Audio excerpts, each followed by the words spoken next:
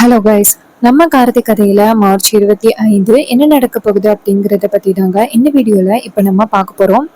வீடியோவுக்கு மறக்காம லைக் பண்ணிக்கோங்க. நீங்க லைக் பண்றது தான் எங்களுக்கு அடுத்து வீடியோ போடுறதுக்கு ரொம்ப இன்ட்ரெஸ்டிங்கா இருக்கும். மறக்காம லைக் பண்ணிட்டு இந்த வீடியோவை தொடர்ந்து பாருங்க. என்ன நடக்குது அப்படின்னு பாத்துட்டீங்கன்னா, நம்ம ஹீரோயின் வந்துட்டு ரோட்ல நின்றுகிட்டு இருக்காங்க. அப்பதான் அந்த முருகன் இருக்காங்க, அவன் வந்துட்டு நம்ம ரேவதிய தாக்குறதுக்காக வரான். அப்ப நம்ம ரேவதியை டக்குன்னு திரும்பி பார்த்தா அந்த முருகன் அந்த மாதிரி வரதை பார்த்துட்டு ரேவதி ஷாக் ஆகி டக்குன்னு நவந்துடுறாங்க. இதனால நம்ம ஹீரோயினோட கையில வந்துட்டு பயங்கரமா அடிபட்டுருது. அதே நேரத்துல நம்ம ஹீரோ அந்த பக்கமா கார்ல வந்துட்டு பார்த்துட்டு அதிர்ச்சியாகி காரை நிப்பாட்டிட்டு ரேவதி அப்படின்னு சத்தம் போட்டுட்டு அங்கிருந்து ஓடி வராரு. அப்ப நம்ம ஹீரோயினோட கையில அடிபட்டு இருக்கிறத பார்த்துட்டு ஹீரோ ஷாக்காக, அப்ப அந்த பைக் கிராஸ் பண்ணி போறதை பார்த்துட்டு அந்த பைக்கோட நம்பரை ஹீரோ கண்டுபிடிச்சிடுறாரு. அப்புறமா நேரா ஹீரோ வந்துட்டு ஹீரோயினை பார்த்து, இங்க பாரு, நீ கவலைப்படாத, வா ஹாஸ்பிட்டல் போகலாம் அப்படின்னு நேரா ஹீரோயினை ஹாஸ்பிட்டல் கூட்டிட்டு போயிட்டு ட்ரீட்மெண்ட் பண்றாங்க. ட்ரீட்மெண்ட் பண்ணி முடிச்சுட்டு ரேவதி கிட்ட, இங்க வா, நான் உன்னை கொண்டாந்து வீட்டுல விட்டுட்டு வரேன் அப்படின்ட்டு நேரா வீட்டுக்கு வராங்க. வீட்டுக்கு வந்துட்டு ரேவதிய வீட்டுல விட்டதும் ரேவதியோட கையில அடிபட்டு இருக்கிறத பார்த்துட்டு வீட்டுல உள்ள எல்லாருமே அதிர்ச்சி ஆகி, ரேவதிக்கு என்ன ஆச்சு, கையில என்ன அப்படின்னு கேக்குறாங்க.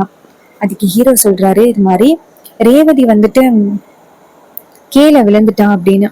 அப்ப ரேவதி வந்து ஹீரோவை பார்க்க ஹீரோ சொல்றாரு, இந்த விஷயத்த பத்தி வீட்டுல சொல்லாத, கண்டிப்பா வீட்டுல உள்ளவங்க பயப்படுறதுக்கு வாய்ப்புகள் இருக்கு, அதனால சொல்லாத. ஹீரோயின் சொல்றாங்க, சரிங்க, நான் சொல்லல அப்படின்ட்டு. அப்புறமா ஹீரோயினோட கையில பார்த்துட்டு நம்ம ஈஸ்வரியும் அதிர்ச்சி ஆகுறாங்க. நேரா ஹீரோயினோட கைய பார்த்துட்டு மருந்தும் போட்டு விடுறாங்க. அப்புறம் ஈஸ்வரி சொல்றாங்க, சரி ரேவதி, போயிட்டு ரெஸ்ட் எடு அப்படின்னு சொல்ல ரேவதி நேரா அவங்களோட ரூமுக்கு போயிட்டு ரெஸ்ட் எடுக்கிறாங்க.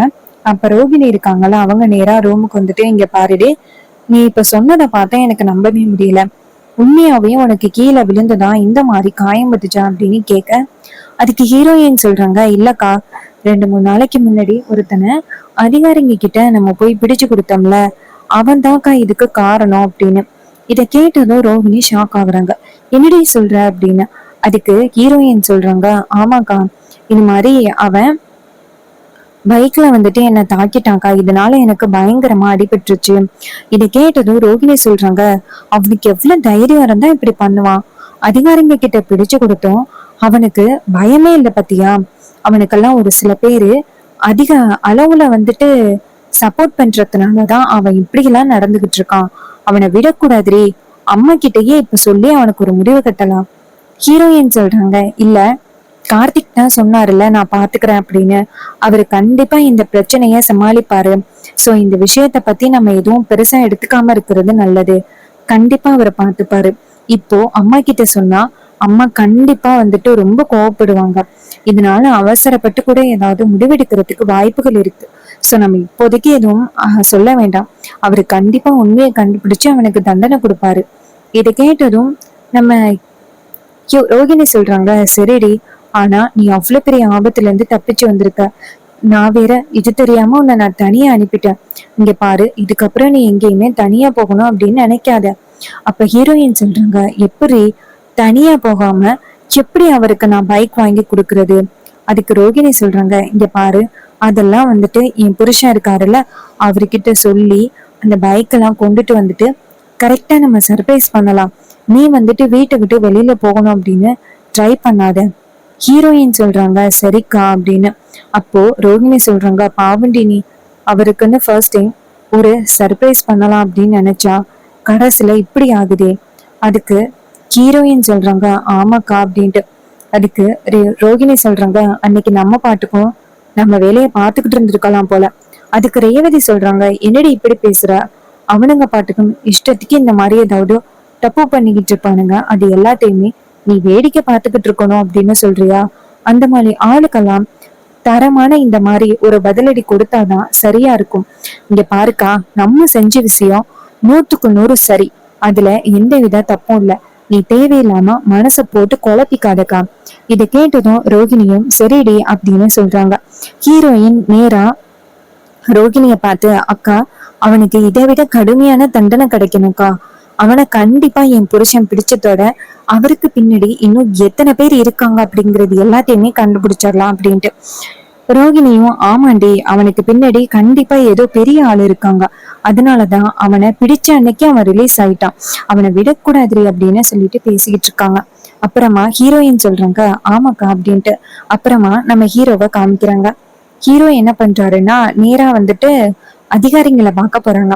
அப்போ அதிகாரிங்க ஹீரோவை பார்த்து சார் சொல்லுங்க சார் அப்படின்னு. ஹீரோ சொல்றாரு சரி, அந்த முருகன் மறுபடியும் கையெழுத்து போட வந்தானா இல்லையா? அதிகாரி சொல்றாங்க சார் அவன் 2 3 நாளா கையெழுத்து போட வரவே இல்லை சார், நாங்களும் அவனை தேடிக்கிட்டு தான் இருக்கோம். அப்ப ஹீரோ சொல்றாரு இதுக்கு தான் சார் நாங்க சொன்னோம், அவனுக்கு நீங்க வந்துட்டு ஜாமீன் கொடுத்துருக்க கூடாது அப்படின்னு. அவனுக்கு பின்னாடி யார் யாரு இருக்கா அப்படின்னு தெரிஞ்சுக்க வேண்டியது நம்ம கடமை தானே, ஏன் சார் நீங்க அவனை சீக்கிரமா வெளியில விட்டீங்க? அதிகாரி சொல்றாங்க சார் நாங்க செஞ்சது தப்புதான் சார், நாங்க தப்பு இல்லைன்னு நாங்க சொல்லவே இல்லை சார், எங்களால முடிஞ்ச அளவுக்கு அவனை மறுபடியும் தேடிக்கிட்டு தான் சார் இருக்கோம் அப்படின்னு. அப்ப ஹீரோ சொல்றாரு சரி, இன்னைக்கு வந்துட்டு அவன் என்னோட மனைவிய வந்துட்டு தாக்கிட்டு ஓடிட்டான், என்னோட மனைவியோட கையில வந்துட்டு பயங்கரமா அடிபட்டிருக்கு. சோ நீங்க வந்துட்டு அவனை வெளியில விட்டதுனாலதான் என் மனைவிக்கு இவ்வளவு பெரிய ஆபத்து வந்துச்சு, மறுபடியும் அவன் கண்டிப்பா வந்துட்டு என் மனைவிய ஃபாலோ பண்றதுக்கோ இல்ல என் மனைவிக்கு ஏதாவது ஆபத்து வர்றதுக்கோ வாய்ப்பு இருக்கு.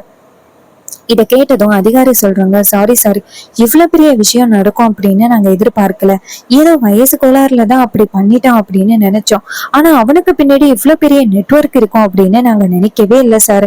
அதுக்கு ஹீரோ சொல்றாரு இங்க பாருங்க, அவன் வந்துட்டு ஓடுனப்ப அவனோட பைக்கோட நம்பரை வந்துட்டு நாங்க தேடி வச்சிருக்கேன், இந்த பாருங்க அப்படின்ட்டு நம்பரை கொடுக்க அதிகாரி சொல்றாங்க சரிங்க சார், இந்த நம்பரை வச்சு இந்த பைக் எங்க இருந்தாலும் நாங்க கண்டுபிடிச்சிடுறோம். அப்ப ஹீரோவும் சரிங்க சார் அப்படின்னு சொல்லிட்டு அந்த இடத்துல இருந்து வெளியில வராங்க. அப்ப ஹீரோ நினைக்கிறாரு கண்டிப்பா வந்துட்டு இவன் மறுபடியும் அதிகாரிங்களை வந்து பார்த்து கையெழுத்து போடுறதுக்கு வாய்ப்பே இல்லை, நம்ம என்ன பண்றது அப்படின்னு யோசிக்கிறாரு. அப்பதான் நம்ம ஹீரோ என்ன பண்றாருன்னா நேரா அந்த முருகனோட வீட்டுக்கு போறாங்க. நேரா முருகனோட வீட்டுக்கு போயிட்டு முருகனோட அம்மா அப்பாவை பாக்குறாங்க. அவங்க வந்துட்டு நேரா ஹீரோவை பார்த்து அன்னைக்கு நீங்க தேடி வந்திருந்தீங்களே தம்பி நீங்க தானே? அப்ப ஹீரோ சொல்றாரு நான் தான், இப்போ முருகன் எங்க இருக்காரு அப்படின்னு. அதுக்கு அவங்க சொல்றாங்க இல்ல தம்பி, அவன் இப்ப வீட்டுக்கே வரதில்லை அப்படின்னு. இதை கேட்டதும் ஹீரோ சொல்றாரு என்ன வீட்டுக்கே வரதில்லையா, அவரு எதுக்காக வீட்டுக்கு வரதில்லை அப்படிங்கிறத சொல்றீங்களா? அதுக்கு அவங்க சொல்றாங்க இல்ல தம்பி, அவன் கிட்டத்தட்ட 1 வாரம் ஆகிட்டு வீட்டுக்கு வந்து, எப்பவுமே வாரத்துல 1 நாளோ இல்ல 2 நாளைக்கு 1 நாளோ வீட்டுக்கு வந்துருவான், எங்களை பார்க்காம இருக்க மாட்டான். ஆனா இப்போ 1 வாரமா அவன் வீட்டுக்கு வரல, அவன் வீட்டுக்கு வராம இருக்கிறத பார்த்தா ஏதாவது பெரிய தப்பு பண்ணிட்டானோ அப்படின்னு தோணுது. அப்ப ஹீரோ சொல்றாரு சரி, மறுபடியும் அவன் வீட்டுக்கு வந்தா என்னை இந்த நம்பர்ல கூப்பிடுங்க. இதை கேட்டதும் அவங்க சொல்றாங்க தம்பி, என் பிள்ளை ஏதாவது பெரிய தப்பு பண்ணிட்டானா அப்படின்னு. அப்ப ஹீரோ நினைக்கிறாரு இந்த விஷயத்த பத்தி இவங்க கிட்ட சொன்னா கண்டிப்பா இவங்க மனசு உடைஞ்சு போயிருவாங்க, சோ இவங்க கிட்ட இந்த விஷயத்த பத்தி நாம சொல்ல வேண்டாம் அப்படின்னு நம்ம ஹீரோ அவங்க கிட்ட இல்ல, நான் அவரோட ஃப்ரெண்டு, அவர் வந்தா மட்டும் என்கிட்ட இன்ஃபார்ம் பண்ணுங்க. இதை கேட்டதும் அவங்களும் சரிங்க தம்பி அப்படின்னு சொல்ல நம்ம ஹீரோ வந்துட்டு அந்த இடத்துல இருந்து கிளம்புறாரு. நம்ம ஹீரோ அந்த இடத்துல இருந்து கிளம்புனதும் அவங்க நினைக்கிறாங்க இவன் ஏதாவது தப்பு பண்ணிருப்பானோ அப்படின்னு நினைச்சு ரொம்ப வரி பண்றாங்க. அதுக்கு அந்த பையனோட அம்மா சொல்றாங்க நான் அப்பவே சொன்னேன் அவனை கொஞ்சமாவது கண்டிச்சு வளங்க, அவன் பல பிரச்சனைகளை பண்ணிக்கிட்டு இருக்கான் அப்படின்னு சொன்னேன், ஆனா நீங்க கேட்கவே இல்லை. அப்போ கேட்காம இப்ப வந்துட்டு என் புள்ள திருந்தல அப்படின்னா எந்த விதத்துல நியாயம்? அதுக்கு அவர் சொல்றாரு இங்க பாருமா, அவன் கண்டிப்பா இன்னும் கொஞ்ச நேரத்துல வீட்டுக்கு வந்தாலும் வருவான், அவன்கிட்ட நம்ம கேட்போம் அப்படின்னு. இதை கேட்டதும் இவங்களும் சரி அப்படிங்கிறாங்க. அதே மாதிரி பாத்தீங்கன்னா முருகன் வீட்டுக்கு வராரு. அப்போ முருகன் நேரா அவங்க அப்பாவை பார்த்து இங்க பாருங்க இதுல இருக்கு பணம் அப்படின்னு கொடுக்க அவர் கேக்குறாரு இங்க பாரு, இந்த பணம் எங்கேருந்து வந்துச்சுன்னு சொல்லு, இத நீ நேர்மையா சம்பாரிச்ச அப்படின்னா கண்டிப்பா இந்த நாங்க பணத்தை வாங்கிக்கிறோம், ஆனா இப்ப நீ நேர்மையா சம்பாதிக்கல அப்படிங்கறது நல்லாவே தெரியுது. காலையில ஒருத்தர் ஒன்ன தேடிட்டு போனாரு, சொல்லு என்னடா தப்பு பண்ணிக்கிட்டு இருக்க அப்படின்னு. இதை கேட்டதும் அவரு சொல்றாரு இங்க பாரு, நான் எந்த தப்பும் பண்ணல, என்னை யாரு தேடி வந்தது அப்படின்னு. அதுக்கு அவங்க தங்கச்சி சொல்றாங்க அண்ணா நீ பண்றது சரியில்லைண்ணா, நீ ஏதாவது தப்பு பண்ண அப்படின்னா ஒத்துக்கிட்டு சீக்கிரம் வந்துட்டு சரண்டர் ஆகுறதுக்கான வழிய பாரு, இதனால உன் ஃபியூச்சர் ரொம்ப பாதிக்கப்படும்னா, ஏன்னா கேட்க மாட்டேங்கிற அப்படின்ட்டு. அப்போ அவர் என்ன பண்றாருன்னா உங்களுக்கெல்லாம் கொஞ்சம் கூட புரியவே இல்லையில, இதெல்லாம் நான் எதுக்காக பண்ணிக்கிட்டு இருக்கேன், உங்களுக்கு தானே பண்ணிக்கிட்டு இருக்கேன் அப்படின்ட்டு. அப்போ நம்ம ஹீரோட்ட கரெக்டா அந்த காரை கொண்டாந்து பாட்டிட்டு வீட்டுக்குள்ள வராரு. அவரை பார்த்ததும் அந்த முருகன் ஷாக் ஆகுறாரு. முருகன் நேரா அவனை பார்த்ததும் எஸ்கேப் ஆக பார்க்க நம்ம ஹீரோ டக்குன்னு அவனை பிடிச்சிடுறாங்க. அதுக்கு அந்த முருகன் சொல்றாரு, யோ என்ன இப்ப விட போறியா இல்லையா அப்படின்ட்டு. அப்போ அந்த முருகனோட அப்பா சொல்றாங்க, இங்க பாருங்க தம்பி, கண்டிப்பா என் பிள்ளை ஏதோ தப்பு பண்ணிருக்கான்னு தோணுது. ஆனா ரொம்ப பெரிய தப்பு பண்ணிருக்க மாட்டான். நீங்க வந்துட்டு இவனை பிடிச்சு கொண்டு போய் அதிகாரிங்க கிட்ட ஒப்படைங்க. இவன் அப்பயாவது திருந்துறானான்னு பாப்போம் அப்படின்னு. அப்ப அவர் சொல்றாரு முருகன், நீதான் என்ன இவன்கிட்ட மாட்டி கொடுத்தியா? அதுக்கு அவர் சொல்றாரு, இங்க பாருடா, நீ பண்றது கொஞ்சம் கூட சரியே இல்ல. இவருடைய ஒய்ஃப தாக்கிட்டு நீ வந்திருக்க, இதெல்லாம் சரியா அப்படின்னு. அதுக்கு அவன் சொல்றான், இங்க பாரு, நீ எல்லாம் குடும்பமா எனக்கு அப்படின்னு. அப்ப ஹீரோ நேரா முருகனை பார்த்து, பாத்தியா உங்க வீட்டுல உள்ளவங்க எந்த அளவுக்கு கஷ்டப்படுறாங்க அப்படின்னு. ஆனா நீ பண்ண தப்ப இன்னும் ஒத்துக்காம பேசிக்கிட்டே இருக்க. நீ பண்ணது ரொம்ப பெரிய தப்பு. உன்னால எத்தனை பெண்களோட வாழ்க்கை பாதிக்கப்படும் அப்படின்னு யோசிச்சு பாத்தியா? உனக்கும் ஒரு தங்கச்சி இருக்காங்க, அவங்கள பத்தி யோசிச்சு பாத்தியா அப்படின்னு சொல்லி கேட்க, இதை கேட்டதும் அவன் சொல்றான், இங்க பாருங்க சார், தேவையில்லாம வந்துட்டு தலையிடாதீங்க அப்படின்னு. அப்ப ஹீரோ சொல்றாரு, இங்க பாரு, நீதான் தேவையில்லாம இந்த காரியம் எல்லாத்தையுமே பண்ணிக்கிட்டு இருக்க. இப்பவே அதிகாரிங்க கிட்ட போயிட்டு சரண்டர் ஆகிறதுக்கான வழிய பாரு. அப்ப முருகன் சொல்றான், என்னால முடியாதுடா, என்னடா பண்ண முடியும் அப்படின்னு. அப்ப ஹீரோ டக்குன்னு முருகனை பிடிச்சுக்கிட்டு நேரா அவங்க அப்பாவை பார்த்து, இங்க பாருங்க சார், இவன் சீக்கிரம் திருந்திட்டான் அப்படின்னா இவனுக்கு அதிகப்படியான தண்டனை கிடைக்கிறதுக்கு வாய்ப்புகள் இல்லை. ஆனா இவன் தப்ப ஒத்துக்கணும். இதுக்கு பின்னாடி யாரெல்லாம் இருக்காங்க அப்படிங்கிறத இவர் ஒத்துக்கிட்டாரு அப்படின்னா இவருக்கு அதிகப்படியான தண்டனை கிடைக்கிறதுக்கு வாய்ப்புகள் இல்லை. அதை விட்டுட்டு இவன் இதே மாதிரி எனக்கு தெரியாது அப்படின்னு அவங்கள காப்பாத்திக்கிட்டு இருந்தா கண்டிப்பா உங்க பிள்ளைக்கு ரொம்ப பெரிய தண்டனை கிடைக்கிறதுக்கு வாய்ப்புகள் இருக்கு. இதை கேட்டதும் முருகனோட அப்பா சொல்றாங்க, இங்க பாருடா, நீ இதே மாதிரி தப்பு பண்ணாதடா. இங்க பாரு, எல்லாத்தையும் வந்துட்டு விட்டுட்டு தயவு செஞ்சு நம்ம குடும்பத்தை பத்தி யோசிச்சு பாரு. இதை கேட்டதும் அந்த முருகன் சொல்றான், சரி நான் உண்மையை ஒத்துக்கிறேன் அப்படின்ட்டு. அப்ப ஹீரோ சொல்றாரு, சரி வா, அதிகாரிங்க கிட்ட வந்துட்டு நீ உண்மையை ஒத்துக்கிட்டாலே ரொம்ப சந்தோஷம், எந்த வித பிரச்சனை இல்லை அப்படின்னு சொல்ல முருகனும் சரி அப்படின்னு சொல்லிட்டு வரான். ஹீரோ நேரா முருகனை கூட்டிட்டு போயிட்டு அதிகாரிங்க கிட்ட ஒப்படைக்கிறாங்க. அதிகாரிங்க முருகனை பார்த்ததும், டே என்னடா தப்பிச்சு போன பிறகும் என்ன காரியம் பண்ணியிருக்க? அப்ப ஹீரோ சொல்றாரு, சார், இவன் வந்து அப்ரூவரா மாறுறேன் அப்படின்னு சொல்லியிருக்கான். இவன் மேல என்ன தப்பு இருக்கு, இத வந்து யாரு செய்ய சொன்னது அப்படிங்கிறது எல்லாத்தையுமே உங்ககிட்ட சொல்றதா இவன் வந்துட்டு சரின்னு சொல்லிட்டான். இதை கேட்டதும் ரொம்பவே சந்தோஷப்படுறாங்க அதிகாரிங்க. அப்பாடா, இவனை தேடி கண்டுபிடிக்கிறதுக்கு ரொம்ப கஷ்டமா இருக்குமோன்னு நினைச்சோம். நல்ல வேளை இவன் உண்மையை ஒத்துக்கிறதே ரொம்ப ஹாப்பியா இருக்கு அப்படின்னு சொல்லிட்டு பேசுறாங்க. முருகன் வந்துட்டு இது எல்லாத்துக்குள்ளயும் யாரு தொடர்புல இருக்கா அப்படிங்கிறது எல்லாத்தையுமே அவர் சொல்றாரு. அதிகாரிகளும் வந்துட்டு அதை வரிசையா எழுதிக்கிறாங்க. சோ இதை பார்த்துட்டு ஹீரோ சொல்றாரு, சார், இதுக்கப்புறம் இதுக்கு சம்பந்தமான யாரையுமே நீங்க விடாதீங்க சார். இந்த மாதிரி தப்பு பண்றவங்களை சும்மாவே விடக்கூடாது.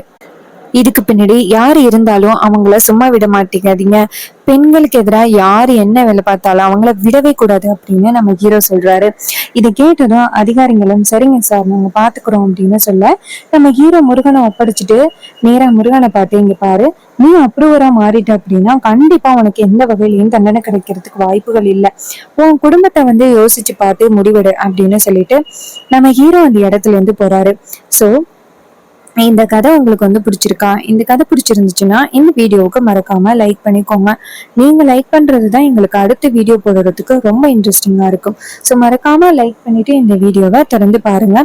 அது மட்டும் இல்லாம நம்ம கிட்ட ஹேர் கிளிப்ஸ் அண்ட் ஆக்சசரிஸ் வந்துட்டு டிஃப்ரெண்ட் கலர்ஸ் அண்ட் டிஃப்ரெண்ட் வெரைட்டிஸ்ல வந்துட்டு அவைலபிளா இருக்கு. உங்களுக்கு வேணும் அப்படின்னா ஆர்டர் பிளேஸ் பண்ணலாம்.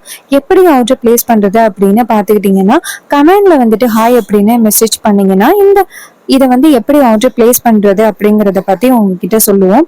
அது மட்டும் இல்லாம வீட்ல இருந்தே பிசினஸ் பண்றீங்க அப்படின்னாலும் இல்ல வீட்ல இருந்தே பிசினஸ் ஸ்டார்ட் பண்ணணும் அப்படின்னு ஆசைப்பட்டாலும் ஜஸ்ட் 499க்கு ஃப்ரீ ஷிப்பிங்கோட ஒரு சூப்பரான ஒரு காம்போ ஆஃபர் இருக்கு.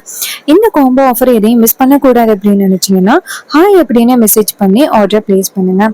நம்ம ஹீரோவோட நெக்ஸ்ட் ஸ்டோரி என்னவா இருக்கும் அப்படின்னு பாத்துட்டீங்கன்னா கண்டிப்பா அந்த முருகனை பத்தின எபிசோடா தான் இருக்கும்.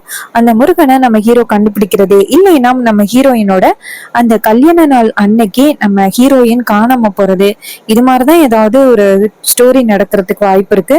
வெயிட் பண்ணி பார்ப்போம். தேங்க்யூ ஃபார் வாட்சிங்.